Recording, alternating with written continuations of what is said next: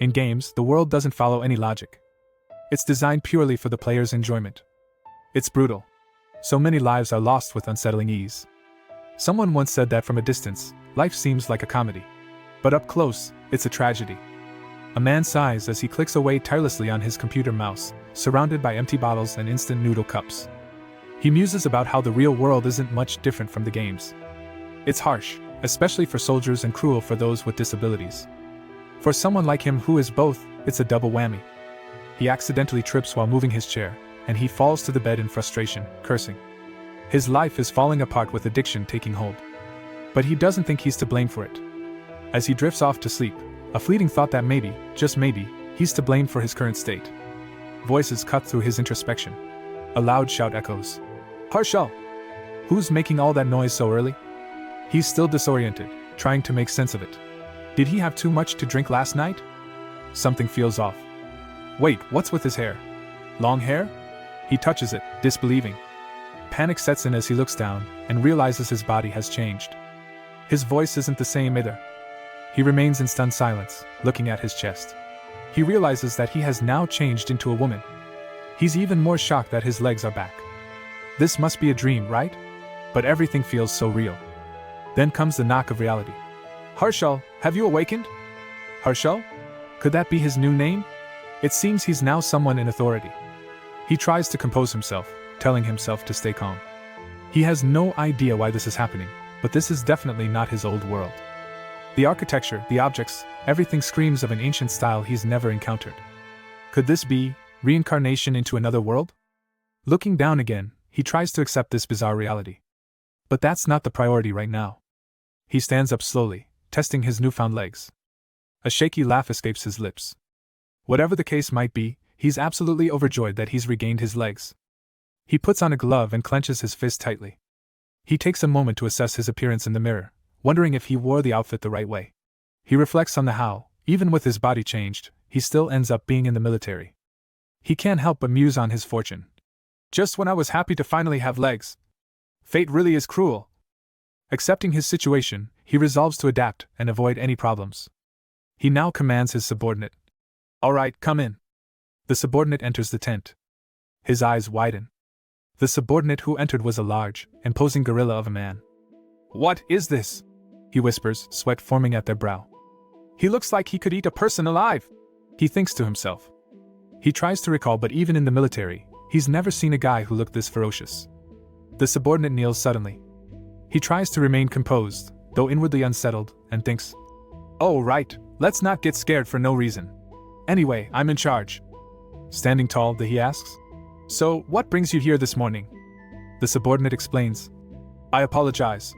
You haven't yet given orders regarding the prisoners we captured yesterday. The mention of prisoners throws him into confusion. Prisoners? He says in disbelief. The subordinate elaborates. Yes, 20 young men and 32 women. The younger women, per your previous orders, were made to serve the warriors. The protagonist's heart drops as they hear. But no warriors wanted women who couldn't ride horses. Shall we sell them all as slaves? He is shocked. What? Slaves? What kind of nonsense is this? He realizes that these guys were bandits, not soldiers, and the woman whose body he's in now was their leader. He's in disbelief at the situation he was in now. Trying to regain composure, they decide to handle the situation diplomatically. Is it really necessary to sell them as slaves? The subordinate, looking troubled, replies. Yes, but it might be needed. He tries to give a friendly smile. But it only makes the subordinate uneasy and scared. The subordinate quickly concedes. Yes. There's no need. Relieved, he commands. Good. Then send those prisoners back to their families. Families. Understood, replies the subordinate. Switching back to military matters, the subordinate reports on preparations to return to their base. With a curt nod, he dismisses the subordinate, feeling the heavy weight of leadership settle. Managed to get through this, but, as the leader of a band of marauders, sinking onto their bed, they cover their face with their hands in despair. What should I do next? Do I have to keep doing this? Suddenly, their ears prick up at a distant sound. What's that sound? Sudden screams. He thinks, alarm spreading across his face. Screams! They confirm with growing horror. He rushes out to see a scene of carnage and panic, people pleading for mercy and defiant cries of the betrayed. Experiencing bloodshed once again brings out something in him. Hearing the screams and smelling blood, he realizes that something has gone terribly wrong. He hadn't escaped his hellish reality. He had entered hell itself. Remnants of his life as a soldier flashes back to him. Seeing someone die isn't exactly new. He was once a soldier after all. Maybe it was because he hadn't smelled blood in a long time. But the smell of blood now is making him want to vomit. No. If I throw up here and now, they'll know I'm an imposter. He thinks desperately. Lady Halshul. A voice breaks through the oppressive silence. It's one of the subordinates, eyeing Halshul with concern. Another voice chimes in. Are you all right? You don't look well. Halshul wipes away the sweat dripping down their forehead and forces a smile. Oh, it's nothing. Trying to shift the focus, Halshul asks. More importantly, what exactly is going on here? A soldier responds. They're dealing with the prisoners as you ordered. Taken aback, Halshul stammers. I gave that order? He thinks back and remembers commanding to send them all back to their families. The subordinate presses on. You commanded Captain Johann, didn't you? Halshul's mind races. What? He tries to think back. When I said to send them to their families, they had already killed all these people's families. That's why this is happening? Halshul clenches her fist, horrified by the twisted logic, but he knows he can't say anything to arouse suspicion. Looking around, Halshul forces the words out. No, Johann is right. I did give that order. I must still be half asleep. Trying to lighten the mood, the soldier jokes. Well, you did drink 5 bottles of that strong liquor last night. Even for you, Halshul, you must be tired. Halshul winces with a forced laugh, cursing internally. Suddenly he remembers something. By the way, did he say Johann? Stepping out into the sun, he reflects on familiar names. Halshul and Johann. I've definitely heard those names somewhere. Where was it? A soldier cleaning up the aftermath of the battle catches Halshul's eye. They recall. Oh, that's right. They mentioned they were leaving soon. One of the subordinates kneels, asking. Lady Aishanger, is there anything else you need? Halshul, still trying to piece things together, replies. Oh, no. Another murmurs the name. Aishanger Halshul. It's hard to pronounce. Suddenly, clarity hits him. I remember now. Staring into the memory, Halshul recalls the great warrior Johann and the destructive Ursula the Mad. They were all bosses from a game called War of Remnant, a strategic RPG adult game that he had played extensively. No wonder. My clothes were the only ones that looked so unrealistic. Halshul realizes, glancing at his skimpy attire. Now it made sense. Anyway, I don't know how I ended up as a character in a game, but they muse, remembering the hours spent playing it. In the game, the plot involved entering the Remnant Academy to train heroes who would eventually save the world, a very classic trope. But this game also offered a high degree of freedom, and NSFW illustrations unmistakably marking it as an adult game. He chuckles a bit, remembering the hot female character. The shocking realization that he is now that female character fills him with dread. I'm screwed, he says. A thick cloud of dust swirls in the air, marking the swift pace of an approaching group. Halshul races ahead, gripping her horse's reins with steady determination. The name Aishanger Halshul rings in her mind, a reminder of who she has become in this twisted game world. Memories of a character named Ursula the Mad flood her thoughts, an alias for a notorious boss in the RPG she once played. She was the third boss in the game. Known as the toughest adversary, Ursula was a character even her real-world self struggled to defeat. Players nicknamed her Ursula without XX, often referring to her peculiar backstory conveyed through various message boards. Yet Halshul knows that detail isn't what's critical now. This character, regardless of everything, holds no future. If Ursula loses to the protagonist, she faces capture and a life of slavery until death. However, if she wins against the protagonist and conquers the Empire, she will later be defeated by the final boss and turn into a monster-bearing shell. She shudders and resolves that she can't let herself be defeated. Determined, she mutters, "By all means, the original story must not happen." A soldier riding beside her interrupts her thoughts with news that they are close to Ordos. "Ah, right," she responds, snapping back to reality. She contemplates hastily formulating a plan before their arrival so she can escape and live life peacefully. She's taken aback at the land that stood before her, Ordos, the capital of her tribe. A watchful guard spots their advance. He notices the black wolf insignia and recognizes who it is. "Open the gates immediately! Lady Aishanger Halshul has returned," he shouts. Gates creak as her group enters the fortified city. The proclamation of her return echoes through the city as the humbled residents bow down as well. "Wow, so being the chieftain's daughter definitely gets you special treatment," she thinks in amazement as they ride into the streets. Halshul reflects on the setting's medieval vibe, straight out of the Middle Ages. Eventually, her thoughts circle back to the bandits. She knows their demise is inevitable. One of her soldiers asks, "Lady Halshul, are you going to see Lord Sirkin immediately?" he asks. She doesn't appreciate his questioning. "Is there a problem?" she demands. The soldier hesitates. "Ah, no," before shrugging it off. Reassuring her, he adds, "Since it's Lady Halshul, Lord Sirkin won't mind." Inwardly, Halshul consoles herself. "It'll be the last time I see him anyway," she muses darkly. Her presence is announced as she approached. Lord Sirkin shows a mild surprise. "Halshul?" he repeats darkly. Halshul strides confidently towards the chamber, her boots echoing on the stone floor. She seems resolute, her gaze firmly ahead, as the guards follow her closely. "From here on, my plan is to..." Halshul thinks to herself, determination in her eyes. She needs to convince Chief Sirkin to let her go to the Empire Karas in the west. Her thoughts are racing. As much as I want to just run away. She clenches her fist, knowing she must face this challenge head-on. If she flees, she will be branded a fugitive. Steeling herself, she steps into the Great Hall. "Lord Sirkin." She hears someone announce, "Lady Aishandra Halshul requests an audience." After a moment of silence, she hears a voice from inside. "All right, let her in." The doors swing open and she steps into the room, her silhouette framed by the light. "Good," she murmurs under her breath, taking a step forward, thinking. "It starts now." Ahead of her sits Lord Sirkin, radiating an aura of power. "I must convince this man somehow." Halshul fights to maintain her composure. "All right." Sirkin leans forward. "It's been 3 months, Halshul. To think you'd be the one to seek me out first," Sirkin says, almost mocking her. Caught off guard, Halshul stumbles with her words. That is..."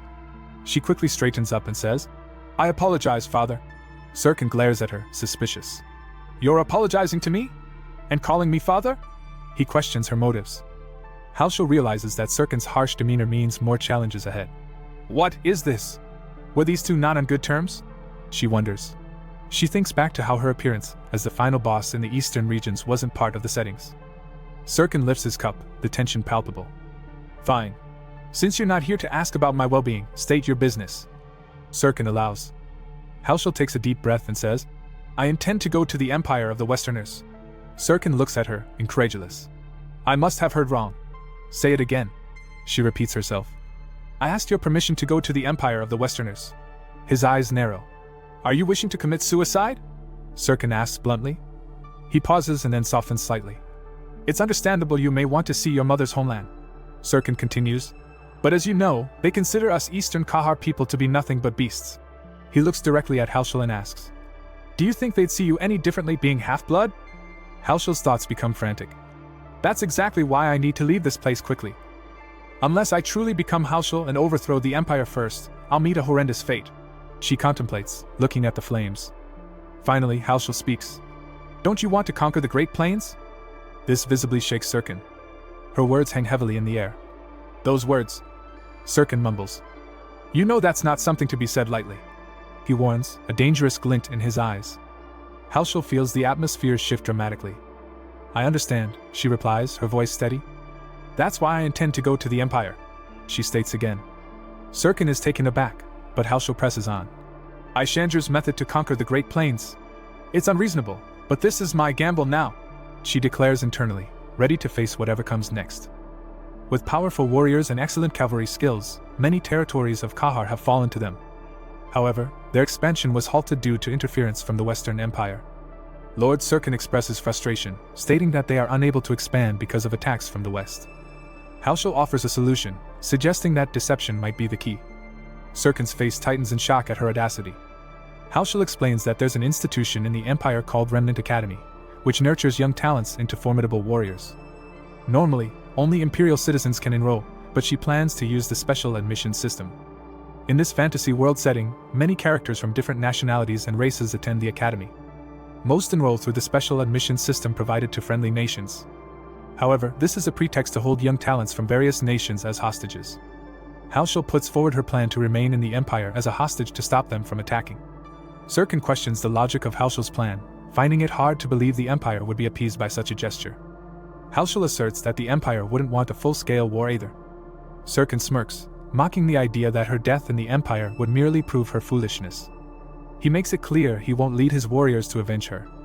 Halshul retorts that the Empire doesn't know that their tribe wouldn't retaliate if she were killed. She points out that, unlike the West, their tribe doesn't respond with immediate war upon the death of royalty. Sirkin is curious if these insights come from Ymila, questioning Halshul's knowledge of an empire she's never visited. Sirkin has one final question. The plan involves swearing allegiance to the Empire. Do you think my ambition would end there? He blazes in fury. Halshul proposes they attack the Empire by pretending to align with it. Even Sirkin is taken aback. She questions when their tribe has ever lived up to such promises. She clarifies her strategy to conquer the plains while she's at Remnant Academy, ultimately charging towards Ordo. Sirkin falls silent, his fingers tapping restlessly on the table. Suddenly, he bursts into laughter, startling Halshul. He's amazed by her cunning, comparing her transformation to that of a snake. He finally concedes, granting her permission to proceed with her plan. Halshul tries to make sense of his approval, but Sirkin urges her to act quickly. He adds a chilling reminder that a war could break out, and she could be executed as a hostage before she graduates. With determined strides, Halshul reassures him not to worry as it will never happen. Days later, Halshul reclines in a tub, steam rising around her as she exhales deeply, uttering a soft sigh of contentment. She savors the moment, musing aloud. How long has it been since I had a bath? All the stress I've accumulated since coming here is just vanishing away. The past days, she has been out constantly on expeditions and raids. A single droplet of water triggers her. Halshul's mind is flooded with horrific images of bloodied faces, her expression shifting to one of intense loathing. Her fist tightens as she curses these barbarians. Determined, she resolves not to dwell on them anymore, vowing, "Just watch. Once I establish myself at the academy, I'll expose the dangers these lunatics pose and assemble a subjugation force." Still soaking, Halshul reflects on the passage of time, pondering. By the way, has it already been 15 days since I arrived here? She starts to question what had happened to his real self in the other life. Did I actually switch bodies with Halshul? Or did I just die in that state? She wonders. She speculates what would happen to her if she died in this world. Would she go back to her old one? As these thoughts swirl, she looks at her reflection in the mirror. Embracing her current form, she adjusts to the realization that this body is considerably better than her original one, remarking to herself. Compared to my one-leg reality, this body in this world is thousands of times better, and unable to resist a small laugh. Plus, being such a beautiful maiden. The tranquility is shattered as a voice calls out. Lady Halshul? The messenger stands by the door, announcing that the equipment Halshul had commissioned is now complete. With curiosity piqued, she asks, "Equipment?" Unsure what to expect. Stepping out of the bath and dressing herself, she is presented with a box containing scale gloves crafted from the scales and bones of the silver serpent of the Frost Canyon you hunted last time, per your request.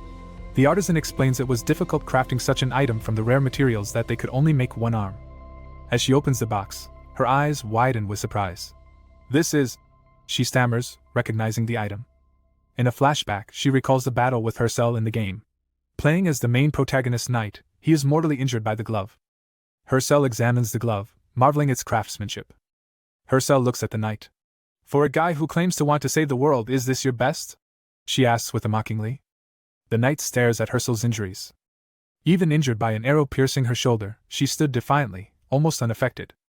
The knight mutters, "That's Hercella the Mad?" With a decisive move, he draws his weapon, infused with electrifying energy, and prepares for a final confrontation. The knight screams, "Hercella!"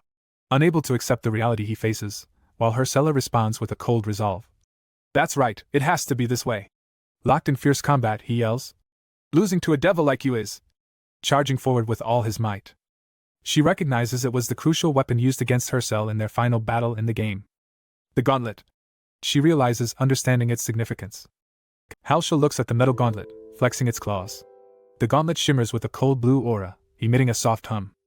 Her attendants ask her if there was anything wrong with it. The sensation from the gauntlet is unusual. "It feels subtly chilly, like my hands dipped in ice water," she muses. Halshul examines the gauntlet, wondering, is it because it's made from monster materials? Even with her physical strength, it's hard to wear for long. One of the attendants asks. "And also, when are you planning to depart for the Empire?" Halshul recoils slightly in surprise. "The rumor has already spread within the palace?" Halshul wonders, feeling a pang of concern. It's a major piece of news, after all. The direct descendant of Khan being sold off as a hostage to the Empire. Halshul internalizes, trying to steel herself. "I'm planning to leave by tomorrow night," she answers.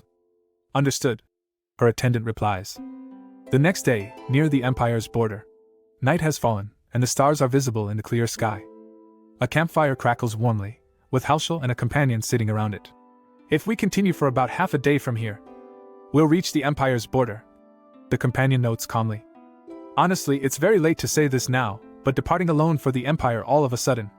He starts, concern evident on his face. You're Halshel, so I don't need to worry too much, but are you really alright? Halshel looks genuinely puzzled. Could this guy be really worried about me? Among Halshel's subordinates, he was one of the closest ones. Halshel thinks about how funny it was that in the end, the ones worrying about her here were people like him. A smile forms on her face. It's been a while since she felt camaraderie like this. She smiles confidently at her companion. Don't worry. What could the weaklings of the Empire possibly do in front of me? The next day, she is surrounded by spears all aimed at her throat. She pleads for help from her subordinates. But it was too late for that. Back in the video game War of Remnant she played in her past life, they were soldiers of Karl Ross. Karl Ross led humans alongside the 12 Knights and conquered the 5 kingdoms. They expelled all other races and made the center of the continent a land for humans. Achieved by the legendary hero Karl Ross, it's a grand empire. The strongest nation in the game where the protagonist belongs. However, despite such a background, the empire has 2 major thorns in its side, the beast men of the northern snowy plains and the eastern Kahar. Particularly, the most threatening was the Kahar. This forced the empire to build an immense wall, known as the Great Wall Berengenia. Halshel knows that as a barbarian of the east, she wouldn't be able to get in. She reminds herself. First, I need to calm things down. She plucks something from her belt and holds up a white flag. Here, look at this. She tries to de-escalate. Halshel faces the soldiers, saying, Unfortunately, I've not come to fight. On the contrary, I've come to deliver a letter. The soldiers look at each other, uncertain. One steps forward, speaking in French, meaning, How dare you come here? Barbarian! Halshel is taken aback. What, seriously? The language is different, she exclaims, shocked. An eerie light surrounds Halshel as she hears words uttered in an ancient tongue. Wait a minute. Is this? She wonders, feeling power surround her. Halshel falls to her knees, her hand covering her mouth as a dark, ominous aura surrounds her. What is this? She thinks, realizing she is under some kind of magical influence. I knew it was magic, but why am I so dizzy? Halshel wonders if it could be a mind control spell. Her thoughts are interrupted by a voice asking, How is it? She gasps in surprise as she could now understand them. He asks again if she can understand them, referring to her as barbarian. Halshel, still dizzy, weakly says, So you can understand me now, can't you? Halshel's expression tightens. How rude, making me, one of Sirkin's children, into this state. She stops in surprise because her speech sounds distorted. What is this? Why does my speech sound like crappy machine translation? The magician from behind tells her to stop complaining, admitting the spell they used to communicate still needs improvement. But anyway, if you are an offspring of Sirkin, the knight starts, hesitating before asking if she is a direct descendant of Ishanger. Holding her head high, Halshel declares, I am Ishanger Halshel. The knight stares at her in shock, echoing her name. Halshel? Recognizing her title, he murmurs in awe. The Spear of Kahar. Out of nowhere, she draws her weapon and points it at the knight. Halshel's dark expression demands, What did you just say? Do you have multiple lives? The knight nervously tries to apologize. I apologize, it was unintentional. Another soldier tries to intervene. But Sir Shane. Sir Shane raises his hands and commands, Enough! There's no need to fight any longer. Halshel mocks disdainfully. Consider yourself lucky. Shane, now more composed, asks, So then? Pausing before inquiring, What brings the Princess of Kahar here alone? Halshel reveals a scroll, saying she has brought a letter from her father, King Orhan. With a solemn tone, she declares their intentions. We seek peace. Shane suspiciously asks, Peace, you say? Halshel firmly responds, Yes, I will go in his stead. To your Remnant Academy, for a special admission. Shane is taken aback. A while later, inside the town, a figure is looking through a window. His exhales and a fog of smoke blurs the glass. Shane, along with Halshel, enters the room and announces, Margrave Ludwig, I have brought her. Ludwig, still fixated on the window, acknowledges them with a simple, Thanks for your efforts. Turning around, Ludwig states that he has already heard the gist of the situation, addressing Halshel by name. However, he doesn't seem too welcoming, mentioning the alleged trouble Halshel caused for his soldiers. Her eyes widen as the smoke from the pipe reaches her. Wait a minute! What's that in your mouth? Halshul exclaims. With a knowing smile, he answers. Oh, is the mana herb surprising to you? He continues. Well, it must be. They say mana herbs don't grow in the east. Hesitating a moment, amused at Halshul's hungry expression, Ludwig offers. Would you like to try a puff? To which Halshul nods vigorously. Smoke swirls in the air, filling the room with a peaceful haze. Halshul lets out a relaxed sigh as she leans back, enjoying the moment. She sighs contentedly. This is pretty good, isn't it? This mana herb sharpens the senses and clears the mind, yet is far less addictive than tobacco. Halshul observes. Ludwig watches her with a measured gaze. It looks like you really like it. He comments. If you want, I can give you a pack as a gift. He offers generously. But how about you speak honestly? Ludwig's tone shifts. About the peace agreement and Orhan's letter you mentioned? His eyes narrow with suspicion. Isn't it all just a ploy to conquer the Great Plains beyond the Empire's eyes? Halshul's eyes widen in surprise. How did you? She stammers. Well, isn't it obvious? Ludwig leans forward. If you come to the Empire out of the blue proposing peace with no reason or purpose, he continues, it suggests there's some ulterior motive that benefits Kahar, doesn't it? Halshul sighs, her shoulders slumping slightly. You're quite consistent, aren't you? Have you figured it all out? She thinks nervously. Do I have to be honest now? She wonders, gripping her coat tightly. Halshul declares she wants to talk but only with the Margrave. Ludwig glances at Sir Shane, who stands silently by his side. After a pause, Ludwig nods. Very well. He concedes. All right, first off. Halshul begins as she leans back, the smoke of the mana herb still curling through the air. You're absolutely right. Peace is just a facade, she admits. Sirkin intends to conquer the Great Plains, gather the army, and then turn the horses back to attack the Empire. But why confess now? Ludwig questions, his eyes sharp. Even if I knew about the hidden intent of peace, you could still lie. Are you betraying your father now? I never considered him my father, she replies coldly, the mana herb still hanging from her lips. Why would I like a man who forcibly took my empire-blooded mother as his wife? Her voice trembles with anger. Ludwig's eyes widen. Your mother was from the Empire? Now, that's interesting, he mutters thoughtfully. So you were well informed about the Empire. May I hear her name? Ludwig inquires. Imela, Halshul says softly. I don't know her family name, just that she had blonde hair and blue eyes. You don't know her family name? Does that make sense? Ludwig's skepticism is evident. Anyway, that's not the point, Ludwig finally says. If our empire accepts this peace negotiation, no matter what Orhan does, it won't affect Kahar due to this negotiation. Even if we use this to reverse the attack against you, he explains, it would only tarnish the honor of the empire. We have no plans for an all-out war with Kahar's army on the plains beyond the border. So you mean to tell me to accept you and in return, you will aid the empire? Refusing won't stop the invasion of the empire anyway. Halshul clarifies, her voice tinged with frustration. I don't understand, Ludwig admits. I don't know how you plan to help the empire. If it's for revenge, you didn't need to come here in the first place. He continues. Normally, you'd be right. Halshul sighs. But the internal atmosphere lately has been tense. If I had stayed, I wouldn't have survived much longer. So I came here partly seeking asylum. Whatever happens, it's better than dying. Halshul concludes, her tone matter-of-fact. Ludwig looks at her, slightly perplexed. You're different from the Kahar warriors I know. He muses. I heard Kahar warriors face death rather than flee. Well, I half fled, didn't I? Halshul retorts with a smirk. Choosing a smaller risk over a bigger one.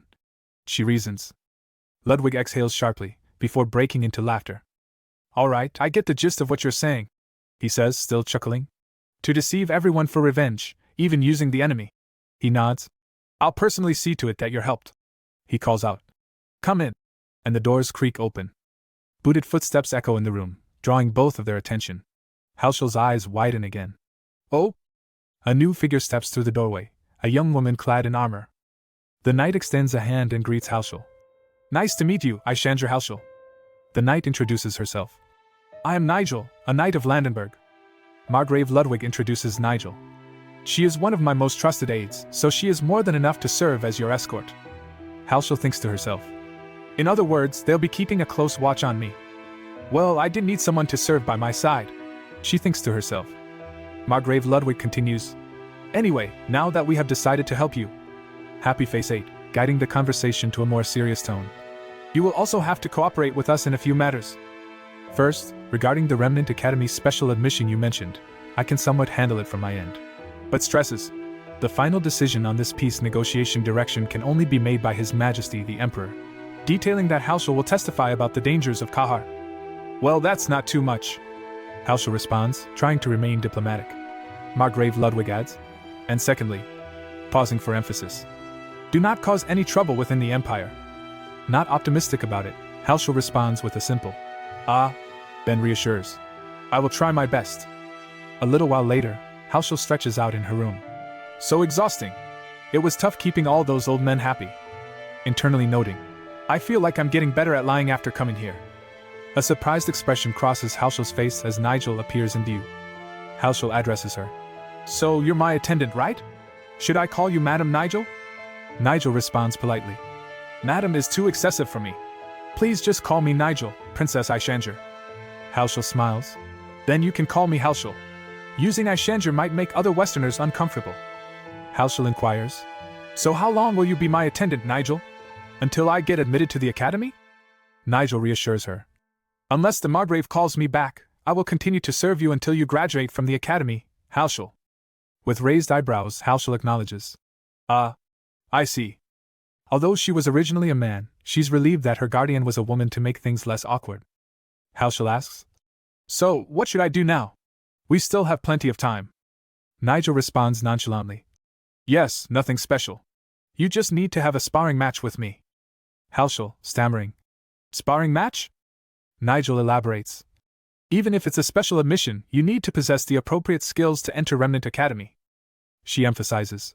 Your notoriety is well known on our side as well, but if it's just rumors, it would be useless. She adds. So the Margrave ordered me to verify it at once. Halshul hesitantly asks. But can we use this place freely like that? Nigel reassures her. It's fine. This place is for the Margrave and his heirs only. Since he has given us this space, there won't be a problem if we use it quickly. Halshul acknowledges. Heirs. Do the heirs here get along well with each other? Nigel's tone suddenly changes. All of the Margrave's children have perished. Realizing her mistake, Halshul quickly apologizes. Oh, I'm sorry. I shouldn't have said that. Nigel, understandingly, tells her. You wouldn't have known, Halshul, so don't worry too much about it. She advises. Just avoid mentioning it in front of the Margrave. To which Halshul responds. Okay. Nigel draws her sword with an authoritative air. Well then, Nigel, the 10th sword of Landenberg, the shield of the Empire, is coming. Nigel slams her foot into the ground with a powerful stride.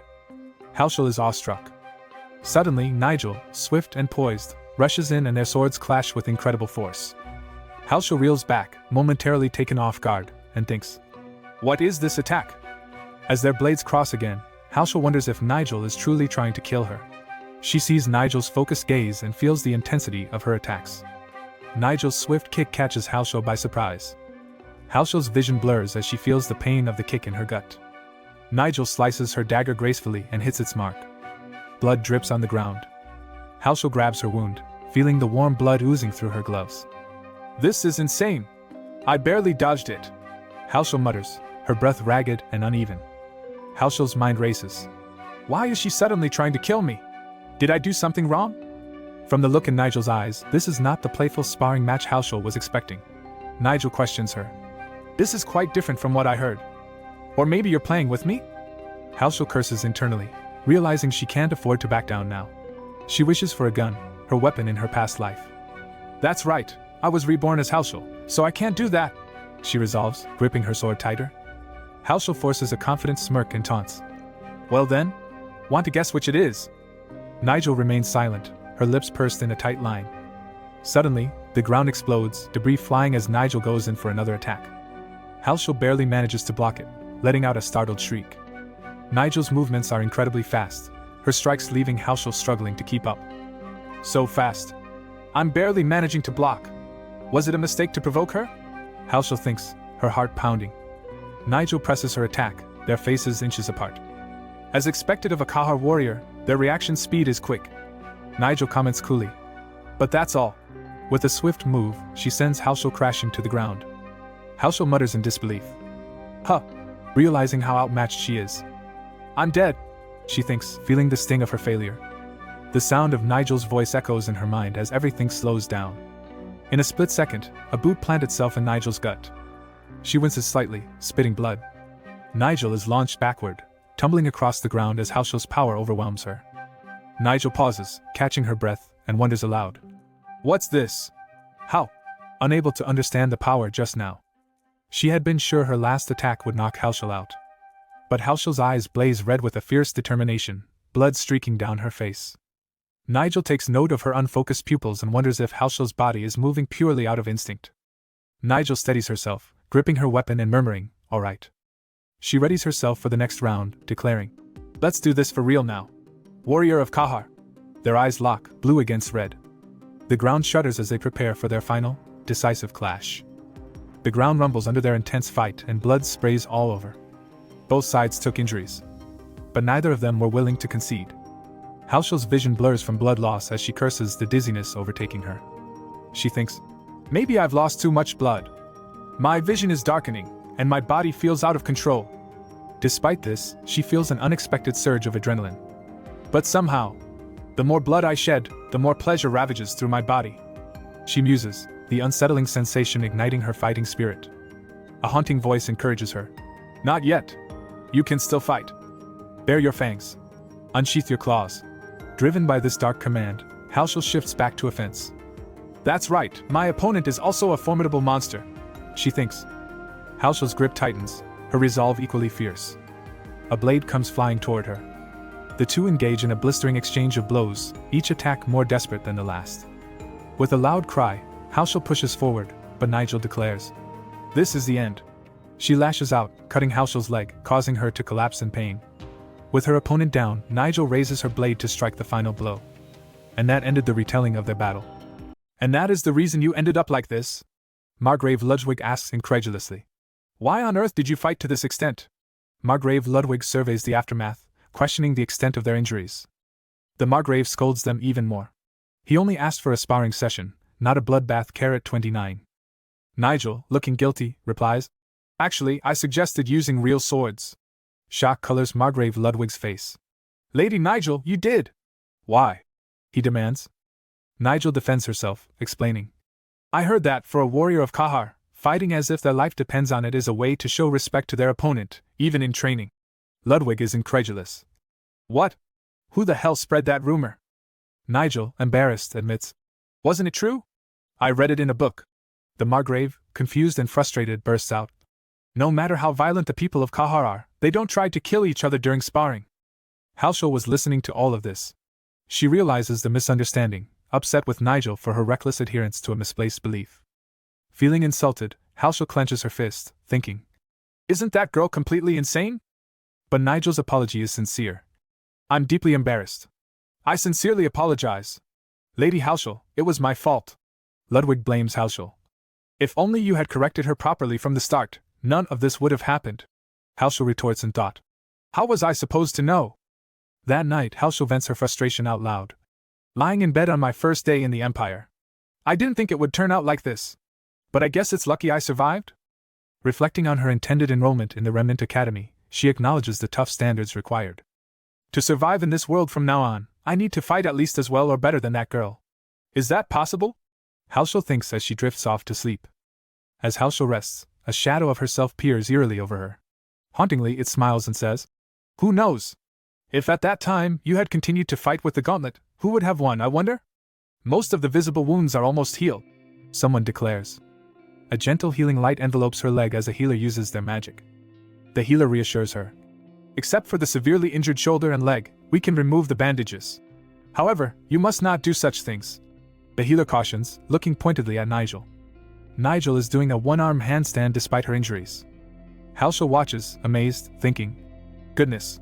Is she already completely healed?" She can't help but wonder. Are all Imperial Knights such monsters? The healer sighs. "Well, Lady Nigel has always been like this. No point in stopping her. I guess I'll be on my way." Haoshel realizes that Nigel is quite famous for being stubborn. She recalls her past military comrades. There were quite a few like her in the military, not bad in character and somewhat capable, just stubbornly and ignorantly principled. She silently rues. "Of all people, why does she have to be my attendant?" Nigel, catching Haoshel's attention, asks, "Lady Haoshel, how is your body feeling?" Haoshel responds, I still have trouble walking, but I'm getting better. Compared to a couple of days ago when I was practically a corpse, right? Nigel expresses relief. We almost had to delay our schedule because of your injuries. Quietly, Nigel begins. Actually, I have a question for you, but... Halshel prompts her. But? Nigel hesitates. It's a sensitive question. Halshel is dismissive. So what? You weren't exactly respectful when we were sparring. Embarrassed, Nigel responds. That was considering the situation facing an enemy as a knight. Nigel finally asks her pressing question. Anyway, my question is, where did you learn Imperial swordsmanship? Halshel blinks in surprise. Huh? Nigel elaborates. I'm not mistaken. I saw it clearly during our sparring session. Despite being clumsy, from the basic defensive stance onwards, you occasionally used refined sword techniques that differed from Kahar's beastly fighting style. Halshel is taken aback. Confirming her observation, Halshel adds. Even from a distance, it was distinctly similar to Imperial swordsmanship. Isn't that correct? Halshel is puzzled. Me? Did I really? She tries to recall. I don't remember it well, but I've never even heard of Imperial swordsmanship. Maybe I just picked it up a bit by watching you. Halshel thinks to herself. That's not entirely untrue. I got hit in all sorts of ways, how could I not notice? Nigel mulls over this. I see. It's not a simple technique you can pick up just from watching once. Halshel, a bit shy, responds that she'd like to learn it but she doesn't know anyone that could teach her. Nigel offers to be her teacher. Nigel contemplates. I'll need to get permission from the Margrave first. But I don't think the Margrave will oppose it. The next day, the sun shines on the Margrave's residence. Inside, Nigel is teaching Halshel the language. Halshel, exhausted, sighs. Geez. I ended up studying a foreign language here too. While she was busy complaining, someone strides into the library. Margrave Ludwig enters the room and asks. Excuse me, do you have a moment? He walks up to Halshel and says, I have a reply from the Imperial family. Halshel reacts in surprise. Ludwig continues, unfortunately. Your request has been denied. Shocked, Halshel bursts out. What? The tip of a burnt cigarette, glowing softly and emitting a small stream of smoke. Halshel takes a drag from the cigarette, looking worried. Margrave Ludwig smokes contemplatively as well. What's going on? Halshel asks bluntly, clearly troubled by the situation.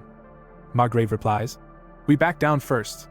Given how things have been, shouldn't this be accepted too? Are you planning to fight Kahar? Halshel's expression hardens. No, more than 40% of the Imperial nobility opposed it. Ludwig's face shows a hint of frustration. They find it incredibly difficult to trust that Kahar wants peace. He continues as he hands the cigarette over. That information was only shared with a few high nobles, including the Emperor. If the news of Kahar's invasion were to be spread publicly, the entire empire would fall into chaos. He adds with a sigh. And in the end, it's not my responsibility, it's your problem. Halshel, confused, questions back. Margrave, now more visibly upset, states, Your notorious reputation is far worse than I expected. Just how many people have you killed for them to view you this way? He adds, his voice grim.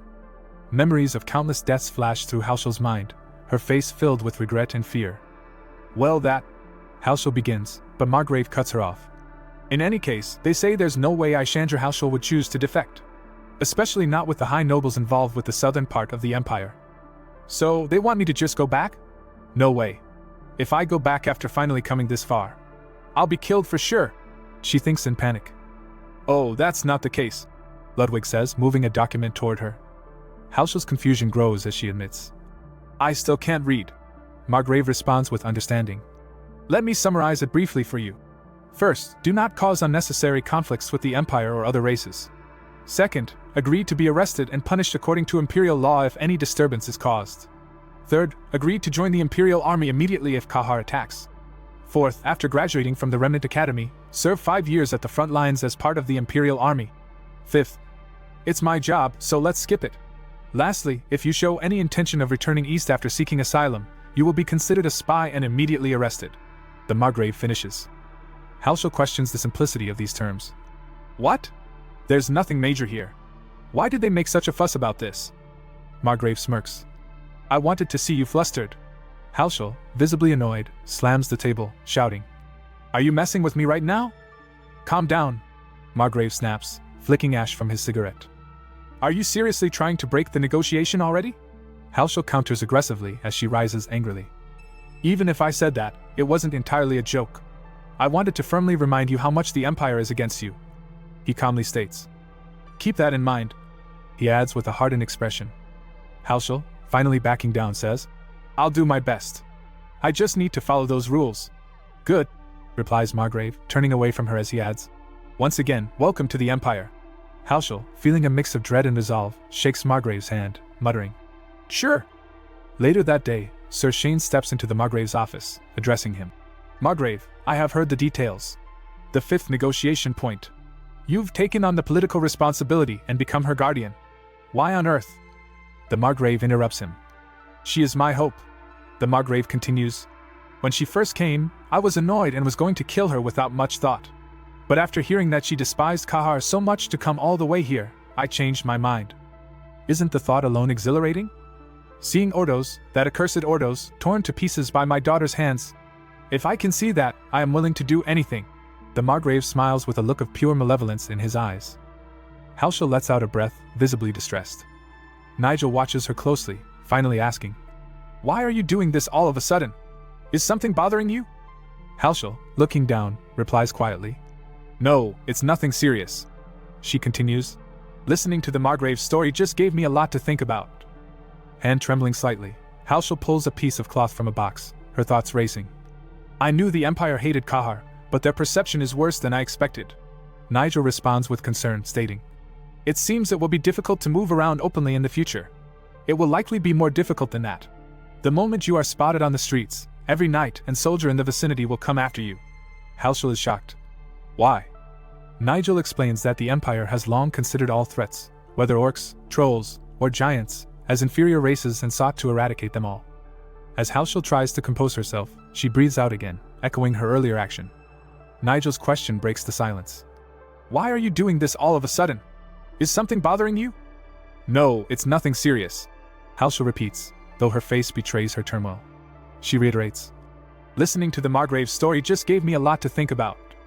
She turns to Nigel, mulling over the words about the Empire's hatred for Kahar, and realizing it's even worse than she thought. Halshul concludes, It seems it will be difficult to move around openly in the future. To which Nigel replies, It will likely be more difficult than that. Nigel explains that the moment Halshul is spotted, she will be attacked. The Empire has long considered orcs, trolls, giants as inferior races and has long sought to eradicate them. That includes the Kahar people. Halshul, frustrated, asks, What should I do? Shouldn't I avoid going and risk getting into trouble? Nigel reassures her. Luckily, if you stay with me, there shouldn't be an issue. Moreover, she continues, there are also many kind-hearted people like Margrave Ludwig.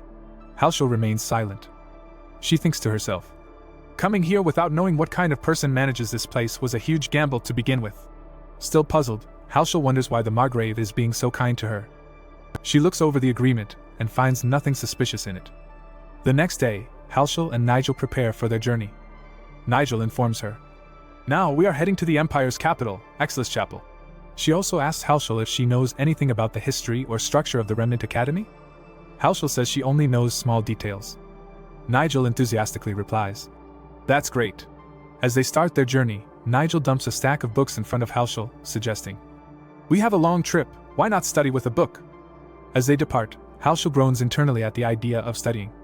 The carriage moves steadily towards its destination. During the journey, Halshul uses the time to reluctantly dive into the books and also train with Nigel. More than 10 days pass before they reach the capital. Lady Halshul. Nigel wakes her. We will soon arrive at the Margrave's residence in the capital. Halshul is amazed that the Margrave has another residence, and looks forward to a proper wash after being on the road for so long. They approach the Margrave's residence. An old butler greets them. Welcome to the Landenberg family's residence, Princess Aishanger Halshul and Lady Nigel. Halshul, admiring the splendor, comments on the size and opulence of the residence. The butler, humble, replies that it's not too special. He offers to show them around quickly and prepare a place for them to rest. Halshul requests that the bathwater be heated up. Meanwhile, back in Ordos, flags wave and warriors prepare for their departure, chanting, Glory to Aishanger! A commander shouts, The warriors are ready for departure! With a determined expression, Lord Sirkin responds, All right. He is on top of the hill and can see rows upon rows of his assembled army. He addresses the warriors. Can you hear my voice? Warriors of Aishanger! We have waited a long time. The humiliation 10 years ago, the 8 years living like sheep. But finally, the opportunity has come. To become wolves again and conquer the Great Plains. Lord Sirkin looks pleased. Darkness cloaks the scene as a sinister voice echoes. Halshel and Ludwig, if you want revenge against me, you should be well prepared. Out in the courtyard, Herschel and Nigel are having an intense training session. Nigel is relentless, launching another sweeping attack. Halshel's agility shines as she skillfully avoids Nigel's blade. Nigel's eyes widen as Halshel launches her counterattack. Halshel has managed to split Nigel's sword. Nigel, impressed, states, "You've undeniably improved your swordsmanship quite a bit. Of course, the fact that you broke my wooden sword in that stance. It's partly due to your superior physical abilities, Halshel." Nigel proceeds to compare their first sparring match, declaring Halshel has gotten much better. Halshel, slightly exasperated, replies that it was necessary to avoid being underestimated. Nigel mentions, "You haven't heard the news, have you?" Nigel explains, "Recently, the Imperial family officially signed a peace treaty with Kahar. And Kahar has been recognized as a pseudo-human race. So, you don't need to worry too much. Besides, as long as the name of Landaberg remains strong, no one will dare to mess with you, Halshel." In her mind, she muses, "I don't know if you've always been an optimist, or if it's just part of your strange personality. You always manage to say the most clueless things.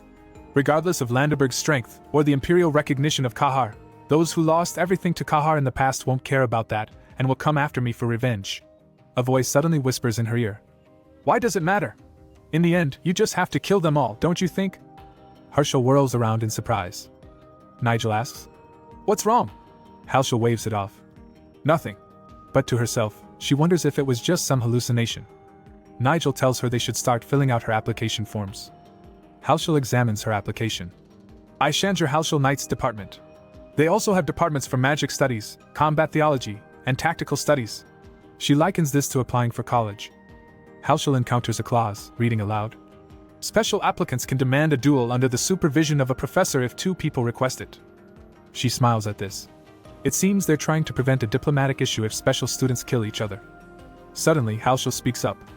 "It says the entrance exams for general students begin today. Can I go observe to gauge their skills?" Nigel hesitates. "Yes, as long as you don't cause any trouble." "Are you sure about this?" Halshel, puzzled by Nigel's nervousness, shrugs it off. At the exam location, Halshel walks through the crowded entrance hall. She feels the weight of numerous eyes on her. Approaching the desk, she is met with a flustered receptionist. "You wish to observe the entrance exams?" "Yes, just a moment." "Please wait a moment." Halshel notices that everyone was openly watching her. Surrounded by feelings of hatred, disgust, and fear, she senses the intense emotions without making eye contact.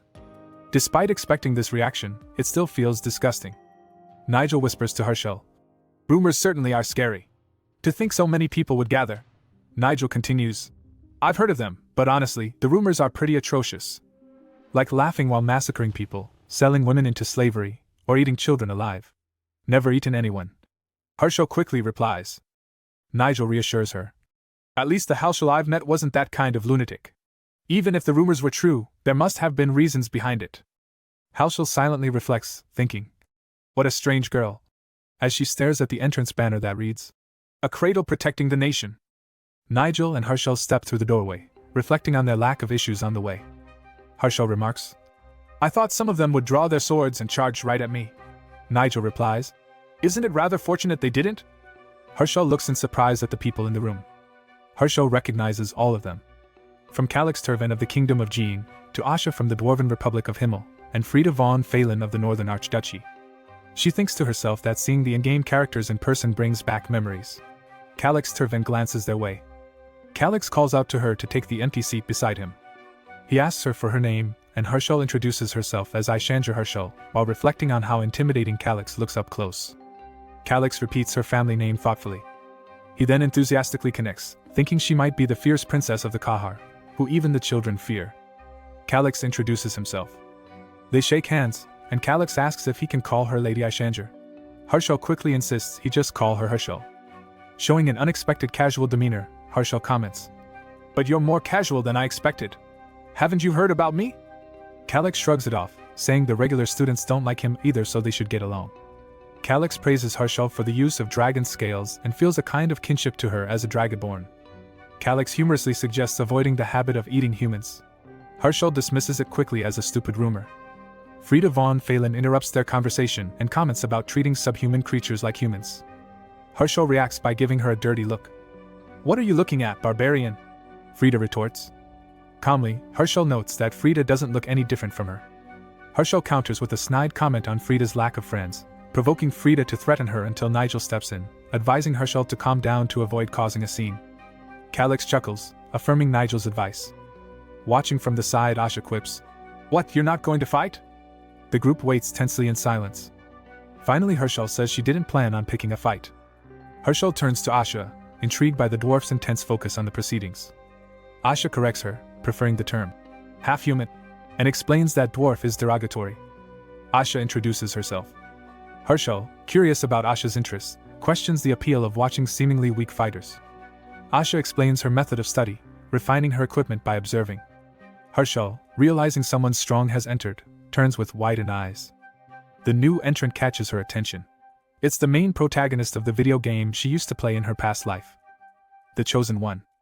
Hero of the Holy Sword, savior of humanity, and the demigod seed. Damien. The people of his world barely know about him. But Damien is crucial to avoiding Herschel's grim fate. Herschel watches intently, thoughts interrupted by Damien's handsome looks, which seem fitting for a protagonist. A sudden realization halts her flow of thought. She mentally scolds herself, wondering why she's even having such random thoughts. Is she becoming a real woman now, even on the inside? Why is she having these weird thoughts? Back to the situation at hand, she ponders why Damien chose the Great Sword meta, considered the worst. Calix Turvan, observing Damien, comments on his promising skills. However, it's the young man opposite Damien that catches Herschel's attention. A towering figure with a commanding presence stands revealed. Herschel doesn't remember there was such a character from the game. According to Asha, his attire suggests he's from the kingdom of Dane. The man looks up at Herschel with murder in his eyes. "Is he someone you know?" asks Calix. Frida mocks her, accusing barbarians like Herschel of not remembering their victims. Damien calls the Dane's attention back to him. The Dane refocuses his attention back to the battle at hand. The warrior introduces himself as Knut Svensson, son of Sven, a warrior full of pride and honor. Damien gets into his battle stance as he also introduces himself. They start their match and both display immense skill, exceeding all expectations. However, Damien's stamina starts to wane due to his reckless attacks. Herschel, realizing the stakes, hopes Damien won't lose. Because without a win here, there's no admission. Panting, Damien acknowledges the difficulty of his opponent. But he knows there's no choice but to press on. Summoning his remaining strength, he decides to unleash his ultimate attack. Knut recognizes the danger. "Fine." Knut relents. "I'll take you on." With a shout, he also activates his special move Volverk as lightning crackles around him. A while later, Herschel and Nigel are making their way back home. Herschel watches two shadowy figures engaging in a confrontation. Nigel casually asks, "How did you find the entrance exam?" Herschel responds dryly, "I don't really have much to say." In her mind, she continues her reflection. "There were quite a few things that didn't sit right with me." Meeting the protagonist unexpectedly early. A new character, who seems to have a grudge against Herschel at their first meeting. Herschel mulls over the surprising duel between the two, considering that it concluded in a draw. Herschel replays the duel in her mind. Both of them demonstrated skills surpassing other applicants, allowing both Damien and Knut to pass. Herschel reminds herself that she needs Damien to evade a grim fate. She recalls that the War of Remnant game is fundamentally a strategic RPG. The versatility of the protagonist, capable of embodying roles like warrior, archer, mage, and rogue, is crucial. She notices that the Damien in this world has developed his great sword level to a high degree, but has neglected all other abilities. She asks Nigel if there were other knight-level students at the exam. Judging skills based solely on entrance exams is tricky, Nigel thinks. But she mentions Damien and Knut, and a mage named Ophelia. Herschel wonders if it's only just because of her training with Nigel, but doesn't think any of the students were at Nigel's level. Herschel acknowledges it's unfair to compare trainees to seasoned knights like Nigel. Nigel interrupts her thoughts and insists they start special training immediately upon their return. As night falls, a serene sky full of stars sets the scene. The silence is broken by the sound of a sword slicing through space. After an intense training session, Herschel lies on the floor, exhausted. Nigel stands over her, commending her hard work and stressing that real combat experience is the key to improving her swordsmanship. Reflecting under the night sky, Herschel emits a tired sigh. She attempts to gather her thoughts when Nagel curiously asks, "What's on your mind?" Herschel, still catching her breath, replies, "Oh, just a bit of everything." She then confides her anxiety about starting as a freshman the next day. Nigel reassures her that she has nothing to worry about because she is already quite strong. As the night draws to a close, Nagel casually suggests, "It's late, so shall we bathe together?" Herschel is too tired to think, so just goes along. Herschel's surprise is evident. She senses something amiss. "Wait a minute." Right then, Nagel steps forward to get into the bath. Herschel's shock is evident as she realizes the predicament she is in. Nigel dips her toes into the steaming bath, feeling the calming warmth embrace her. Nigel relaxes into the bag with a sigh. Herschel stiffens, her face turning beet red as an awkward realization dawns on her. Nigel notices immediately and asks, "Lady Herschel? Are you feeling unwell?" Herschel freaks out inwardly. "Of course I am. I was originally a man, even though I'm a woman now." Her thoughts race back to her past life when she had perfectly functioning legs and many intimate relationships. But this, Herschel's mind struggles to reconcile her new reality. Nigel, completely oblivious, just leans in. "This feels too sudden?" she thinks. She reasons that this is her new body now and physically it's okay. But she's still weirded out. Nigel starts to feel guilty. "Even though Lady Herschel said it's fine to bathe together, I should have kept a certain distance." Feeling awkward, she announces, "I will take my leave now." Herschel scrambles to manage the situation, nervously stammering, No, it's just that this is our first time bathing together." Trying to ease the tension, Herschel asks, "Could you scrub my back at least?" Nigel agrees, beginning the task with a bar of soap. Silence hangs heavily between them as soapy water trickles down Herschel's back. Herschel thinks to herself, "Good grief. Asking someone to scrub my back like an idiot." She finally concedes internally. "Since I have to live with other women now, I should adapt. I can't keep acting like this forever." Her attention back to Nigel. She also still wants to be kind to Nigel. However, it's not easy. She recalls Frida speaking to Nigel earlier today. Frida's eyes narrow. "You. I've seen you somewhere before. Can I get your name and title?" Nigel responds, "I am Nigel, the 10th Sword of Landenberg." Frida's reaction is intense. She seems shocked beyond words. Nigel asks, "Is this a problem?" Frida can only blankly stare, her mind reeling. Behind them, Herschel watches. "I vaguely heard during the last spar, but didn't dwell on it. If Frida makes that kind of expression, the original Nigel must have been an incredible person." Yet Nigel gave up her position to serve Herschel. Nigel suddenly excuses herself and accidentally bumps into Herschel. Herschel lets out a shriek. "Are you alright?" Nigel asks, but it looks like Herschel has fainted standing up. The next morning, Herschel and Nigel are greeted by Calyx on their way to the academy. "What's that?" Calyx asks. Herschel has 2 pieces of cloth stuffed up her nose. Herschel describes the previous day's events as quite stimulating. Calyx, not aware of the situation, agrees with a laugh. His body was also built through all sorts of stimulation. Nigel smiles inwardly. Herschel casually thinks, she's a training addict too." Still contemplating, Herschel finds herself intrigued that she has more muscles compared to Nigel. Must be natural talent. Calyx notices that they're moving into the dormitory today, and offers to show them around. He gives them the grand tour. Walking through the halls, they approach the fitness center, a place promising rigorous training. Inside, Calyx explains, "Here, the 2nd and 3rd floors are dorms for freshmen and upperclassmen respectively." He mentions that he wants to introduce Herschel to other special admission students, but there was only one student of the fairy race is currently here. Herschel's eyes widen. "Fairy?" she stammers, astonishment evident. Herschel is totally excited to meet an actual fairy. She's like, "No way, a fairy! I never thought I'd see one for real." Apparently, in the actual game world, you can't see fairies unless you do something extreme like setting the world tree on fire. She's racking her brain, trying to remember if there was ever a fairy at the academy before. Suddenly, a knock on the door. Calyx says, "Well, here we are." Calyx warns her not to be too surprised. He introduces himself and asks if it's a good time to introduce a new student. "A new student?" A voice mumbles from within, then bam, the door opens and a fog of odor escapes the room. The smell hits Herschel hard. "What is this smell?" she wonders, grimacing. Out steps the fairy, looking a bit tipsy, asks again, "Is this the new student?" They stare at each other for a moment. The fairy's definitely had a few too many drinks. Herschel feels a familiar vibe coming from the fairy, like she's seen or felt it before. Was it her old self? She whispers to Nigel, "Is this seriously what fairies look like here?" Nigel whispers back that it's her first time seeing a fairy too. The fairy retorts back playfully about being too harsh on her and surviving 300 years. Calyx chimes in, suggesting the fairy maybe should cut back on the drinks. She's a bit sassy, saying if she could stop drinking, she'd have graduated already. The fairy introduces herself as Phoenicia Mercelius Epiraxis, or just call her Fernay. Fernay then asks Harshal's name, who introduces herself as Harshal Aishanger. Fernay laughs, saying she's been here for 15 years and they probably won't see much of each other.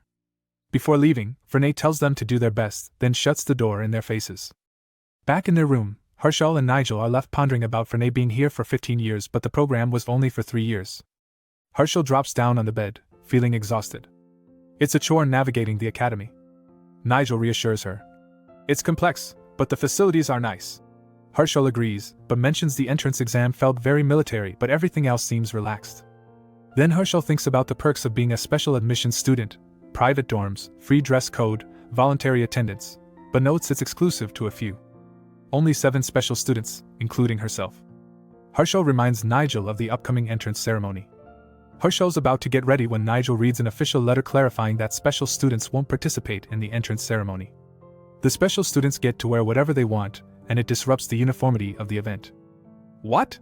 Are they really making such a big deal about us? Harshal is shocked. Harshal speculates that the special students might need guards to keep regular students from causing trouble later. Harshal opens her pack of magic cigarettes. She can't believe she's already finished a whole pack. Nigel, do you think the academy will supply magic cigarettes as well? She asks. Nigel breaks the news, they gotta buy them. Even special admission students aren't exempt. Harshal sighs, disappointed. During her military days in the real world, they'd give a tobacco allowance even if you didn't smoke. Nigel's all like, then why don't you just cut down? Giving Harshal that piercing stare. Harshal snaps back, saying she'd quit a long time ago if she could. Nigel remarks that she sounded like the fairy earlier today. Then, Nigel hands her some documents. It's the course syllabus and dormitory regulations. Harshal's deep in thought, reflecting on how the syllabus feels like a mix of military and university elements. The first year is all about basic combat and theoretical training. From the second year, it's advanced courses, self-directed and preparing them for deployment. Harshal scans the course list, seeing she'll be busy with basic courses. One word catches her eye: faith. She remembers reading about it before. Turns out, the Remnant Academy started as a military academy founded by Emperor Carolus. Over time, the academy evolved, adding various departments and courses. One new addition, the Empire's largest religion, the 11 Gods. Religious courses mixed into night training? Harshal mumbles to herself while laughing.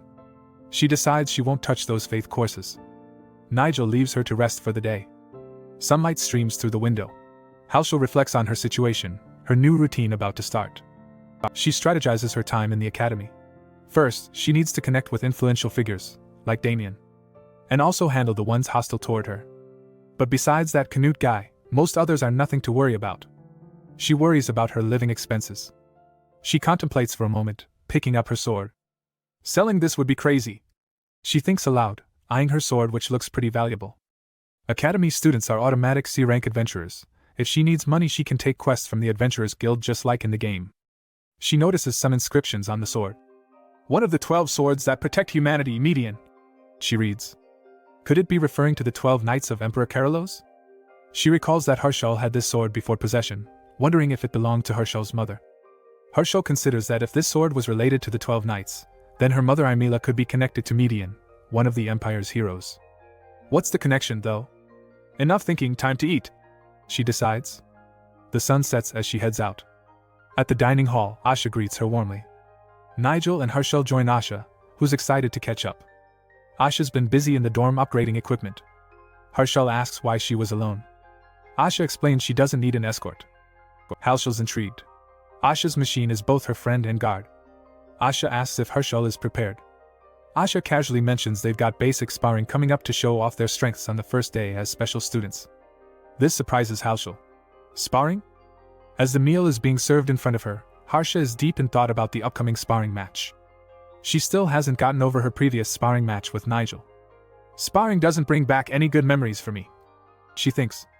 But she quickly reassures herself. Still, thanks to my relentless training, there's no way I'll lose to the garbage here. She should be thankful for that, right? She thinks as she glances at Nigel. Then, a thought hits her. Wait a minute. Actually, this is a good chance, isn't it? She thinks, realizing she can use the sparring match to show her dominance. If I can show my overwhelming power, the ones who've looked down on me like I'm trash will start groveling before me. The determination turns dark for a moment. If it comes to that, I'll kill them if I have to. She pauses, then snaps back to reality, reminding herself that thinking like that could get her into deep trouble. As she's deep in her thoughts about the hallucinations she's been experiencing lately.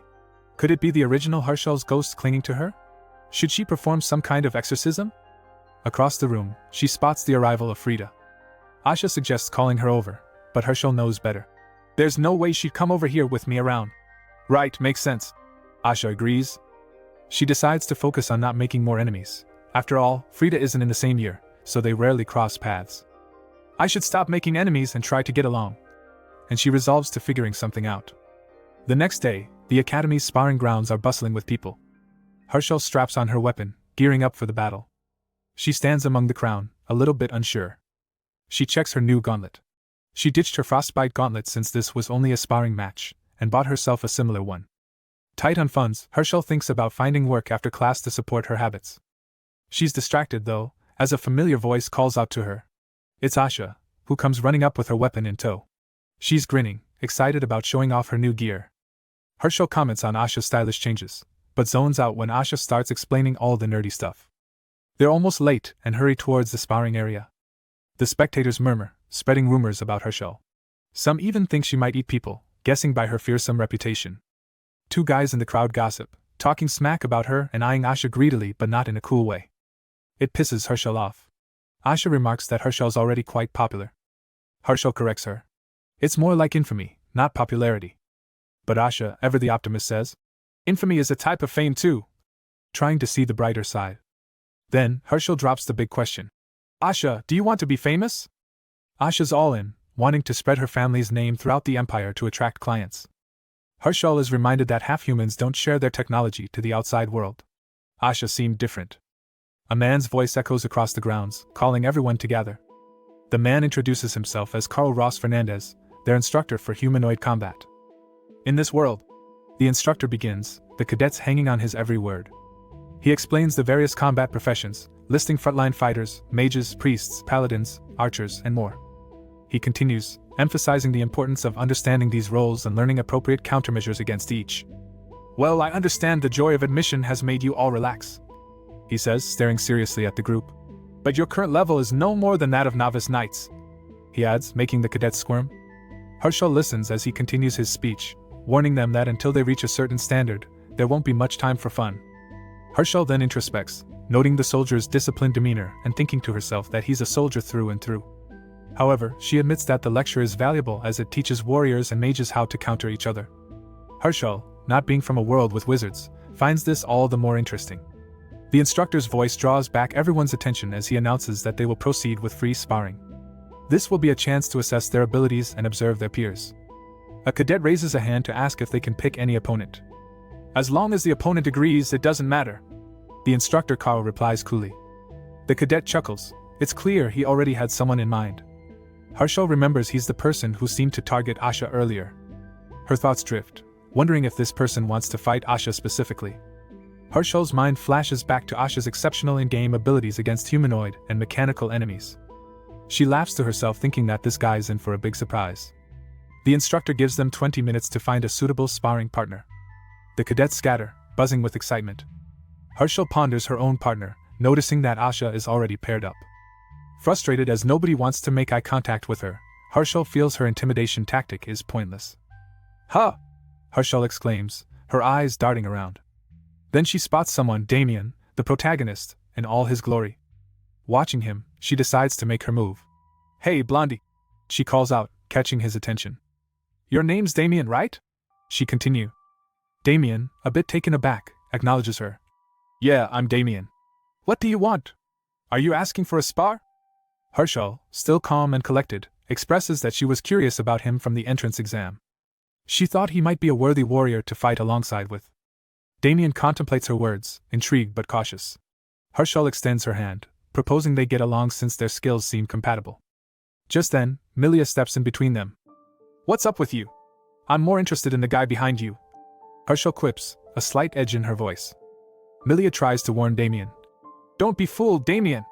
Kahar is rumored to perform soul plundering." Harshal reacts instantly, demanding to know what Milia means by soul plundering. The cadets around start to murmur, suspicious of the drama unfolding. Milia, pointing accusingly, questions Hershel's revealing outfit, showing off her hips and all that. Hershel, surprisingly candid, admits she has no excuses for her attire. Anyway, I have not interest in men weaker than me. I just thought you had decent skills and wanted to get to know you better, Hershel declares while Damien smiles awkwardly. But Milia isn't letting it slide, challenging. Don't lie. Are you saying you're stronger than Damien? Yeah, Hershel says, putting out her magic cigarette. If you don't believe me, let's spar and find out. I'll go easy on you, she says, a wry smile forming on her face. Hershel ponders about the character Milia. She's the classic childhood friend who's head over heels for the protagonist, Damien. She follows him into the Night Academy. But no matter how much she trained, her skills never quite matched up to the others. Talk about a hit to the self-esteem. Frustration built up, and eventually, she wandered down a dark path, literally becoming a demon. Not exactly the fairy tale ending we all hoped for. Hershel finds herself reminiscing about how miserable both of their fates were in the original storyline.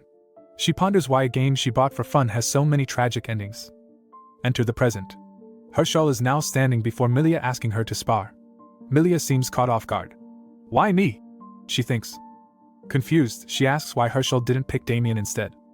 Hershel throws a challenge her way, teasing about Milia's earlier doubts concerning her strength relative to Damien's. Milia seems baffled. The truth is Hershel doesn't want to show her real skills against strong opponents. She doesn't let up. How about this? She asks. Hershel ups the stakes, vowing if Milia wins, she'll stay away from Damien. Milia accepts the challenge with conviction. Damien, obviously worried, softly calls out to Milia, while wondering if he should have a say in this. Meanwhile, instructor Carl Ross is browsing through the sparring list. He's unimpressed by the turnout, just half of the expected number participated in the sparring. Announcing the start of the first basic spar, Carl lays down the rules. It's simple enough: surrender or get incapacitated by an attack. And for safety, weapons are coated with hardened slime to blunt impacts, but he warns anyone aiming to kill will have him to deal with. Special caution towards magic users to keep their power under control. Hershel and Asha chat briefly about the peculiarities of hardened slime. Hershel's a bit impressed with this fantasy world, but is interrupted when the first match is called. Hershel cheers Asha on. Good luck! The arena sees its first bout between Asha and a regular student. The dude mocks Asha for wielding his lance in ground combat. Intriguing, right? He throws out a sleazy comment, suggesting Asha should join his group rather than getting her face marred. Unfazed, Asha jabs back confidently. She then activates her backpack-turned-jetpack, launching into epic moves. Hershel's jaw drops. This is stuff right out of the game. The opponent, initially playful, quickly realizes he's in over his head. Asha activates her jetpack and charges in. Here I go! The ground shakes as she takes off. And so that day, Hershel witnesses an uncomfortable truth. She realizes that there was nothing special behind Asha's critical hit capability, which was immensely high against humanoid enemies. The hit connects hard, the sound is brutal. The opponent is hurled, almost comically, by the force of the jet-propelled strike. Turns out, Asha's advantage stemmed from her stature, making her strike zone deceptively low. A few moments later, there's a splatter of blood on the ground. Hershel stands among the stunned crowd, looking down at a fallen opponent. Really, out of everything I've seen since coming to this world, she murmurs. No. Out of everything I've seen in my life, this would definitely be in the top 3 most brutal scenes.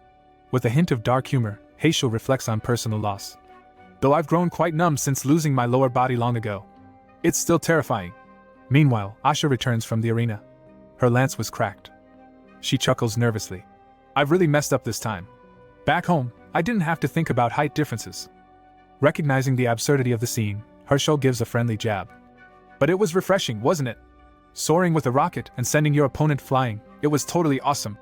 Asha's flustered response was, Really, you think so? But looks like the others, however, seem more freaked out than impressed. Hershel yawns. Things are getting boring. It'll be my turn soon, she thinks. She looks on as Damien has his match with another student. Maybe because there was such a big accident from the start. It's not really thrilling to watch. Damien easily dominates his opponent. Looking at Damien, she thinks of their earlier conversation. It's Canute, right? Damien asked her. The person you're worried about. Perplexed, Hershel asks Damien. How do you know that? Damien, with a chuckle, reveals. He's been calling your name since the entrance exam. Anyway, I requested a rematch to finish what we started back then. But Canute refused. It's like it's hiding something. Damien reveals to Harshal, thinking it would be good to warn her. Harshal flicks her sword as if realizing something. You're like me, aren't you? For the sake of your goal, holding back your true strength is no big deal. Boom! A loud impact and intense combat brings Harshal back to the present match. Wait! One dude pleads. His opponent has barely broken out a sweat. But she's already disarmed him and has him pinned to the ground. Harshal's eyes widen. Ophelia Sigmilis, the second daughter of Count Sigmilis. This is the first time seeing her up close since the entrance exam. Ophelia's swift and concise in combat. It's not flashy, but it's terrifying. Invisible magic. That's really terrifying. Harshal thinks that she's not the only dangerous one here. Ophelia calmly pulls out a magic cigarette and turns to Harshal with a smile. Harshal's got their nerves up. Why is Ophelia grinning creepily like that? She's busy thinking over her popularity, or infamy, at the school when her match is finally called. The whole scene shifts to an open area with everyone gathered. The tension's so thick you could cut it with a knife. Harshal and Milia face off. Harshal has a few words for Milia. When we first met today, I said I'd go easy on you if we sparred. But controlling my strength might be hard, and it would look weird to knock out a friend of a friend. Harshal's grip tightens on their sword. She gives off a menacing vibe and asks, "How about you just give up?" Milia looks annoyed. "What? Did you say to forfeit?" She questions, but there's no way she's backing down. She smirks and throws a taunt. "Are you by any chance scared you will lose?" The absurdity of it. No way it's gonna happen, Harshal thinks. "Come on, I'm giving you a chance here." She offers Milia again. "Won't be my fault you get hurt here and can't go on a date with Damien later," Harshal says teasingly. Milia looks taken aback. She's obviously flustered. Things seem personal. Amelia's clearly got issues with Harshal getting close to Damien. She just couldn't stand it. "What did I do wrong?" Harshal mutters, deep in thought. Milia goes on the attack, but Harshal easily dodges them. Suddenly, Harshal's on alert. A sword is flying right at her. It almost connects, but she's able to back away in time. Harshal pauses for a moment. "This duel," she muses. Clearly, it's more than just a fight, it's symbolic. This sparring matches to see whether the Princess of Kahar is truly capable of defeating dozens of knights in an instant. And also, this could be a good time to accurately gauge Hercella the Mad. She couldn't ignore her existence forever. Ever since the dream started, she's been trying to gain control of this body. That was her plan anyway. But looking closely at Milia. But that girl. Milia is deemed too weak. Beating her won't prove a point at all. If this is what being Knight Apprentice level looks like, no wonder the Empire nearly falls, Harshal says. She throws one last offer to Milia. "This is your last chance, forfeit now." Milia's got fire in her eyes. "Not yet!" she shouts, lunging forward with resolve. Suddenly, there's a bam. Harshal's counter hits hard. Milia's sent flying, her shield shattered. Harshal stands unfazed. Milia's down, coughing up blood, trying to understand just what hit her. How did the shield break with one hit? She's desperate to understand the power mismatch. Harshal tells her all her warnings were for Milia's sake, but she wouldn't listen. "Shut up!" Milia screams. The final collision is brutal as Harshal's blade strikes true. Milia can barely stand, her enemy's grip pulling her close. Expressionless, Harshal holds the weakened Milia. "Well, everything else is pathetic," she cruelly states, wiping blade blood. But acknowledges something. "But your will to fight is commendable." Harshal stands over Amelia's limp form. Later, Harshal and Damien stand side by side, contemplative. "I ended up sending your friend to the infirmary," Harshal mentions. The response is calm, almost too calm. "She'll be fine in a day. Milia did her best and will accept the outcome." Harshal's taken aback. "It's actually scarier he didn't get mad." She reflects on her even-tempered companion. And he finally speaks, nonchalantly asking, "Girl from Kahar, was your name Harshal?" Harshal is surprised, unsure how to respond. Your likes help Benza make more juicy content. Go on and hit that bell icon. Peace and I'm out.